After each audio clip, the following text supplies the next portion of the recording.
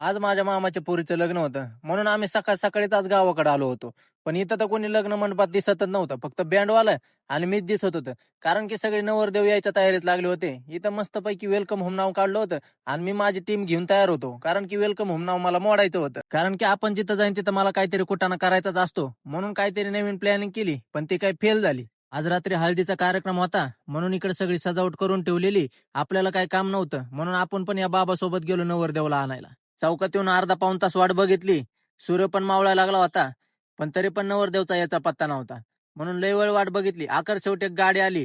पण ती गाडी नवरदेवची नव्हती. पण नवरदेवची गाडी समजूनच लोकांनी फटाके फोडले. आता अजून किती वेळ वाट बघायची असं म्हणायचंच होतं की तेवढ्यात लगेच नवरदेवच्या गाड्या आल्या.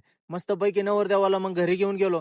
पाहुण्यांचा सगळा पाहुणचार केला. आपलं एकच काम होतं, फक्त व्हिडिओ शूटिंग काढायच्या आणि उद्याचा ब्लॉग तयार करायचा. आता इकडे सगळी हळदीची तयारी चालू होती आणि आपण सकाळी जो प्लॅन केला होता वेलकम होम नाव मांडायचा, ते आपल्या गँग मेंबरने पार कार्यक्रम संपत संपत आला की पूर्ण केला होता. हळदीचा कार्यक्रम कधी चालू होईल हे माहित नव्हतं.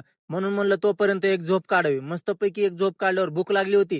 म्हणलं पोटभर जेवण करून घ्यावं आणि थोडंसं फिरून यावं. कारण की सगळे आपल्या कामाच्या घाईमध्ये होते. मला काही काम नव्हतं म्हणून मी इकडे मंडप बघायला आलो होतो. मंडप बघून येऊस तर इकडे हळद पण चालू झाली होती. आता इकडे तर नवरदेव नवरीपेक्षा इथं म्हाताऱ्या बायांचा जोरदार हळदीचा कार्यक्रम सुरू झाला होता. आता इथं म्हाताऱ्या बाया इतके जोरदार हळद खेळत होत्या तर म्हणलं आपण पण कशाला मागं साराव. आपण पण थोडीशी हळद खेळून घेतली होती. आता हळदीचा कार्यक्रम तर सगळा संपला होता. पण इकडे नवरदेव नवरीचा फोटोशूट काय झाला नव्हता. म्हणून नवरदेव नवरीचा फोटोशूट चालू होता आणि आपल्याला तर लयच झोप आलती. म्हणून मी मस्तपैकी आतरून टाकलं आणि झोपी गेलो.